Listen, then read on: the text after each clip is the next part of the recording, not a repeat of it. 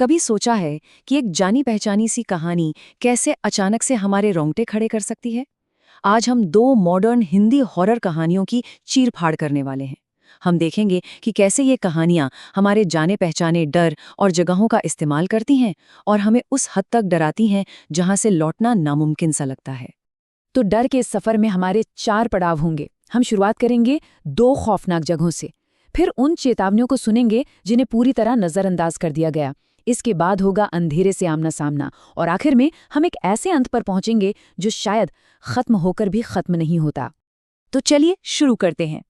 देखिए, किसी भी हॉरर कहानी की जान होती है उसकी जगह, उसकी सेटिंग, वो जगह जहां डर पनपता है। और हमारी इन दोनों कहानियों में तो भाई ये जगहें खुद ही एक कैरेक्टर हैं। यहाँ 2 बिल्कुल अलग तरह के डर हैं।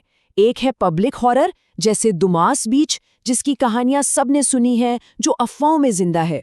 और दूसरा डर, वो बिल्कुल पर्सनल है, प्राइवेट, एक पुराने टूटते हुए घर में बसी माँ की यादों का डर। तो एक खौफ हमें बाहर की दुनिया से मिलता है और दूसरा हमारे अपने ही घर के अंदर से। अब सवाल ये उठता है कि भाई ऐसी जगहों पर कोई जाता ही क्यों है ना? पहली कहानी में तो वजह है एडवेंचर, दोस्तों के बीच लगी एक शर्त। लेकिन दूसरी कहानी में मामला बिल्कुल अलग है।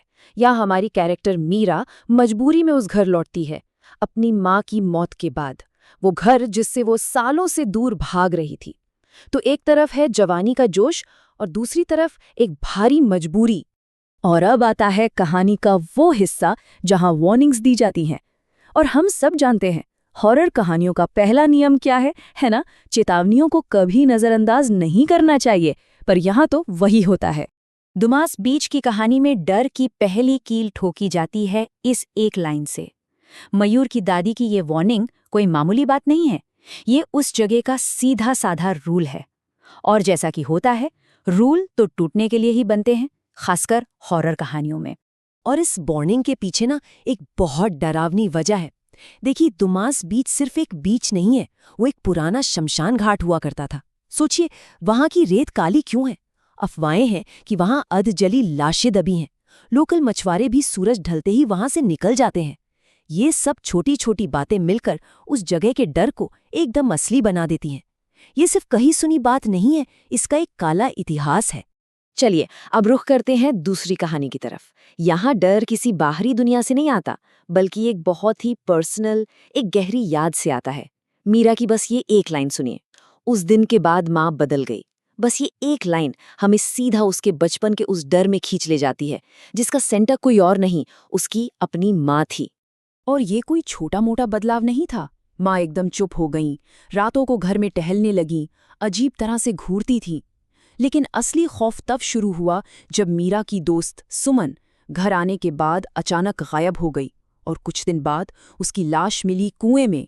शरीर में खून तक नहीं था, और फिर घर के जानवर भी उसी कुएं के पास मरे मिलने लगे। सारी कड़ियां एक ही डरावनी हकीकत की तरफ इशारा कर रही थीं। तो चेतावनियां नजरअंदाज हो चुकी हैं, दरवाजे बंद हो चुके हैं, और हमारे कैरेक्टर्स अब बुरी तरह फंस गए हैं। और यहीं से दोनों कहानियों में डर अपनी पीक पर पहुंचता है। दुमास बीच पे जो सिर्फ 1 घंटे का मजाक होने वाला था, वो कैसे एक पूरी रात के भयानक सपने में बदल गया, ये टाइमलाइन हमें बताती है। देखिए, शाम के 4 बजे वो लोग वहां पहुंचते हैं, रात होते होते वो खो जाते हैं, और ठीक आधी रात को आखिरी फोन की बैटरी भी खत्म। मतलब अब वो पूरी तरह से अकेले हैं, दुनिया से कट चुके हैं।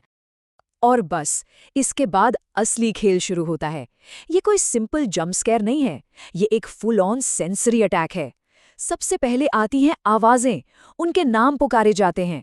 फिर मयूर को अपनी दादी की आवाज सुनाई देती है, वो दादी जो 8 साल पहले खुद गायब हो गई थी। उसके बाद आती हैं वो गंध, जलती हुई लकड़ी की तीखी गंध, शमशान की याद दिलाती हुई। और आखिर में उन्हें दिखती है भूतिया बारातें और समंदर से उठता हुआ एक विशाल साया। मतलब डर आपके दिमाग के हर हिस्से पर हमला कर रहा है। अब एक झटके में चलते हैं दूसरी कहानी के क्लाइमैक्स पर, और यहाँ पर बस ये एक लाइन ही काफी है, वो तो तुम्हारे पीछे ही खड़ी है। शायद पूरी कहानी की सबसे डरावनी लाइन, और वो भी एक बच्ची के मुंह से। और ये लाइन इतनी असरदार क्यों है? क्योंकि अब खतरा अगली पीढ़ी तक पहुंच चुका है। मीरा की छोटी सी बेटी अन्नू अपनी मरी हुई नानी से बातें कर रही है। सोचिए, जिस साये से मीरा भागकर आई थी, वो साया अब उसकी बेटी के साथ खेल रहा है। और बात सिर्फ इतनी नहीं है, डर अब मीरा के दिमाग का वहम नहीं रहा। पहले उसे एक सपना आता है जिसमें उसकी माँ की रूह उसकी बेटी को धमका रही है, और फिर जब वो जागती है तो कमरे में वही बर्फीली ठंड, वही सड़ी हुई गंध और किसी के होने का वो भयानक एहसास। सपना अब हकीकत बन चुका था। तो क्या हुआ आखिर में? क्या वो लोग बच पाए? चलिए देखते हैं कि इन कहानियों में बचने का मतलब क्या होता है, क्योंकि कभी-कभी बच जाना खुद एक सजा होती है। लेकिन डर खत्म नहीं हुआ। ये एक छोटी सी लाइन है, पर ये दोनों कहानियों का निचोड़ है। जिस्म का बच जाना काफी नहीं होता। यहाँ देखिए, डर कैसे अलग अलग शक्लों में जिंदा रहता है। दुमास बीच वाले लड़के, वो रेस्क्यू तो हो गए, पर उनके दिमाग पर गहरा जख्म रह गया।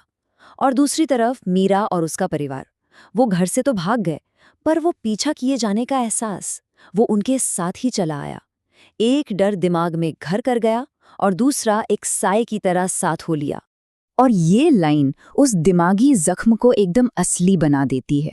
मयूर आज भी जलती लकड़ी की बदबू से नींद में चिल्ला उठता है। सोचिए, उस रात का वो खौफ उस पर कितना हावी है। वो गंध अब उसके सपनों का हिस्सा है, एक ऐसा डर जिससे वो चाह कर भी नहीं भाग सकता। और आखिर में कहानी हमें इस एक सवाल के साथ छोड़ जाती है। जब मीरा आखिरी बार उस घर को देखती है तो उसे अपनी माँ का उदास साया दिखाई देता है, पर उस साये के पीछे एक और ज्यादा डरावना मुस्कुराता हुआ साया होता है। तो क्या उसकी माँ खुद एक मोहरा थी? क्या असली शैतान कोई और था? ये सवाल कहानी को सिर्फ डरावना नहीं बल्कि बेचैन करने वाला बना देता है, क्योंकि सबसे बड़ा डर तो वही होता है जिसे हम कभी समझ ही नहीं पाते।